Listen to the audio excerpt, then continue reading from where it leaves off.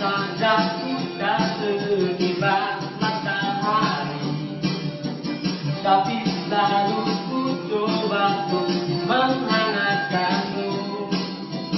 Biar saja ku tak setegar batu bara, tapi selalu ku coba untuk melindungimu.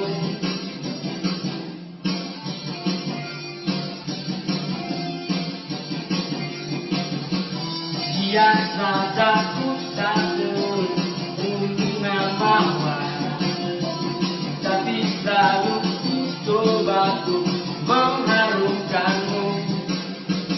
Biar saja ku tak seelok langit sore, tapi selalu ku coba untuk mengindahkanmu. Ku pertahankan kau demi kehormatan bangsa, ku pertahankan kau demi pahlawan. Semua pahlawan-pahlawanku, merah putih teruslah kau berkibar di ujung kian tertinggi di Indonesiaku ini. Merah putih teruslah kau berkibar di ujung kian tertinggi di Indonesiaku ini. Merah putih teruslah kau berkibar, akan selalu menjagamu.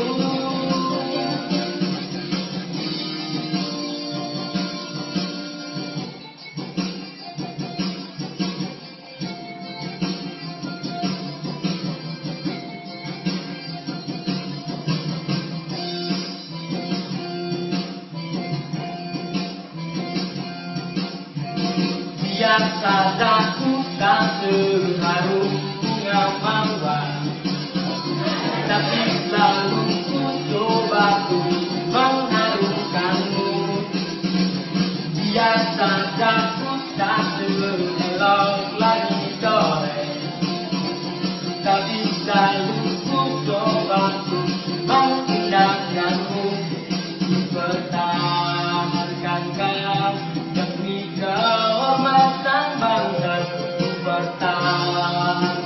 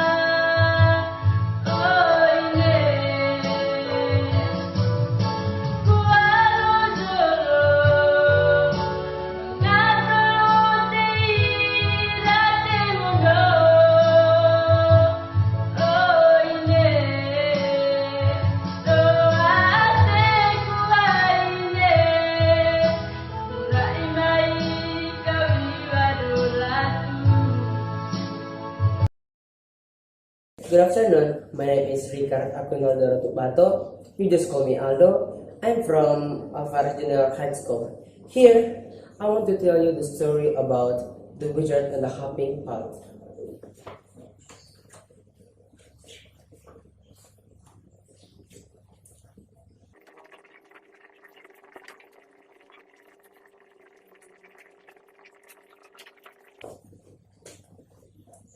The Wizard and the Hopping Pot.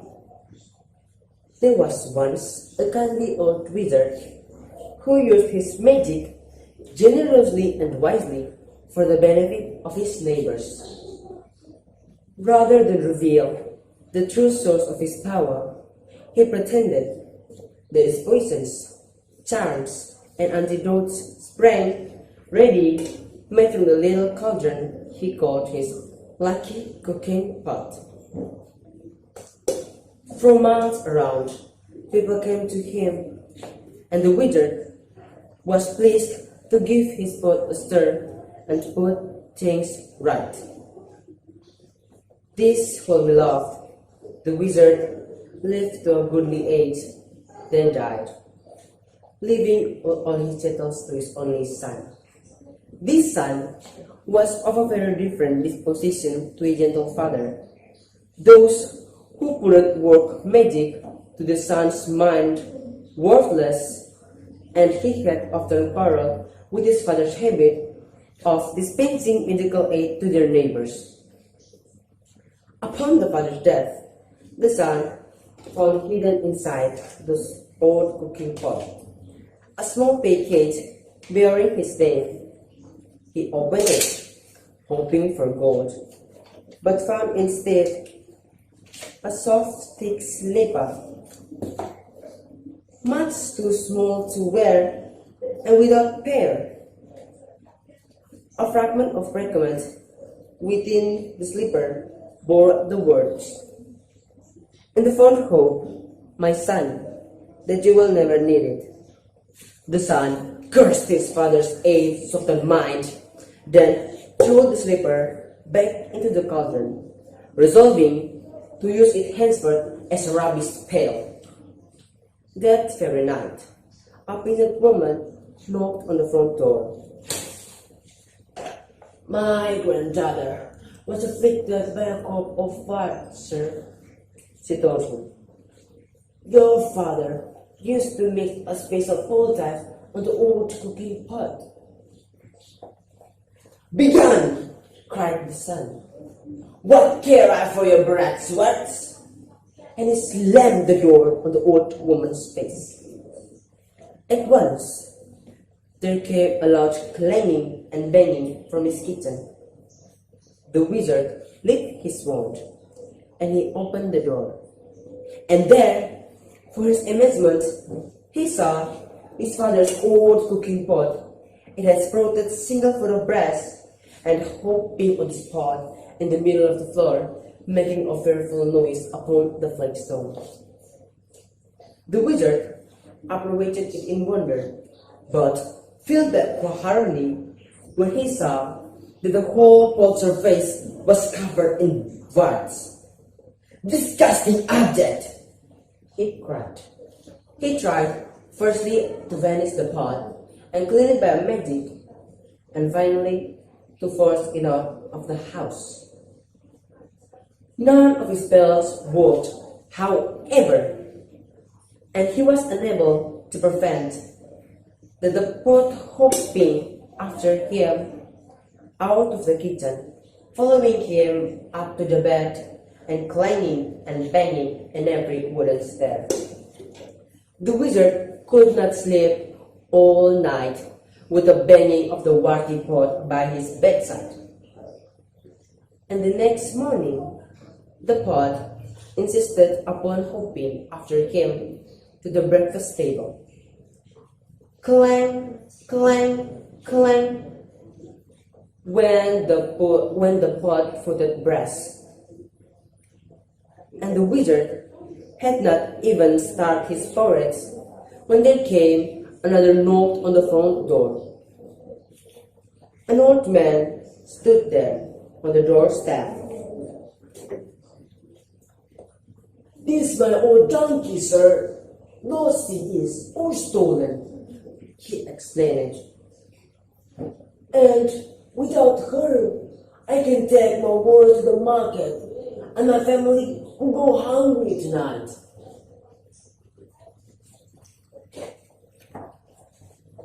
"And I'm hungry now," roared the wizard, and he slammed the door on the old man's face. Clang, clang, clang, went the cooking pot single full of brass upon the floor. But now it was mixed with the brains of a donkey and human groans of hunger echoing from the depths of the pot. "Be still, be silent," shrieked the wizard.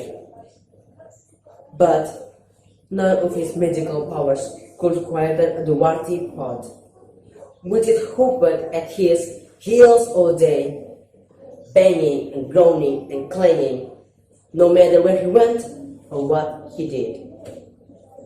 That evening, there came another knock on the front door, and there, on the threshold, stood a young woman sobbing as though her heart would break. "My baby is grievously ill," she told him. "Won't you please help us? Your father bade me come if troubled."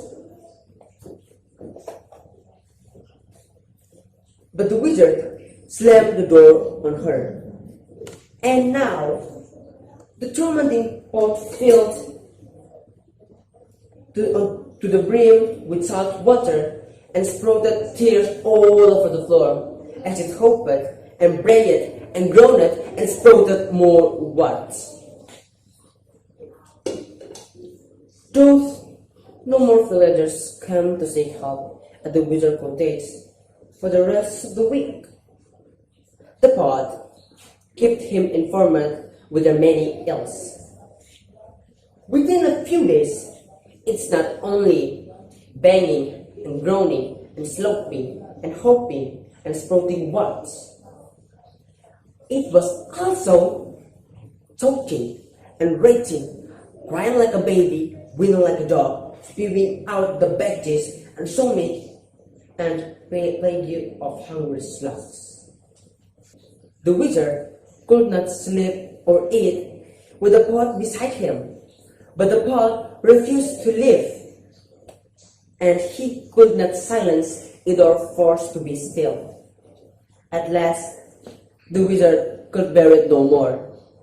"Bring me all your troubles, all your problems and your woes," the wizard screamed, filling to the night, with the pot hopping behind him along to the road into the village. "Come, let me cure you, let me mend you and comfort you. I have my father's old cooking pot, and I shall make you well." With the full pot still bounding behind him, he ran up the street, casting all spell in every direction. Inside one house, a little girl watched vanish as he slept. The lost donkey was summoned from a distant briar patch and sat down softly in his stable. The sick baby was dosed immediately and woke well and rosy. And every house of sorrow and sickness, the wizard did his best. And gradually, the pot stopped banging and groaning and became quiet, shiny, and clean. "Well, pot?" asked the trembling wizard, and the sun began to rise. The pot brought out the single slipper he had thrown into it and reminded him to fit it on to the breastfoot. Together, they set back to the wizard's house. The pot footstep muffled at last, but from that day forward, the wizard helped the villagers like his fathers before him, lest the pot cast off the slipper and began to hope once more.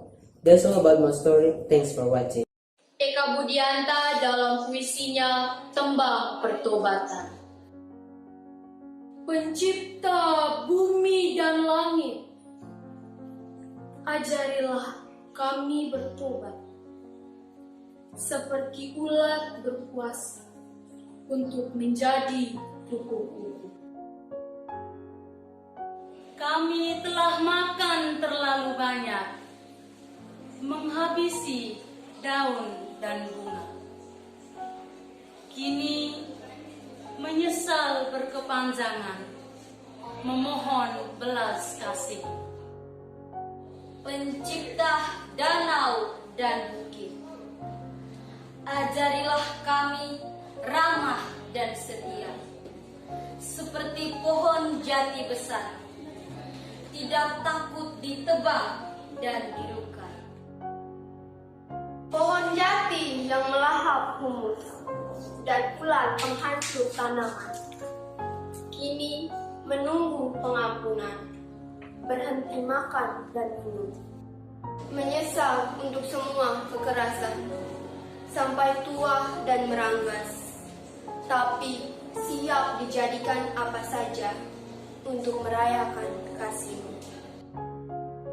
Pencipta langit dan laut yang ramah, pencipta gunung dan sungai-sungai, ajari kami tobat dan berterima kasih, seperti ulat yang sudah menyesal.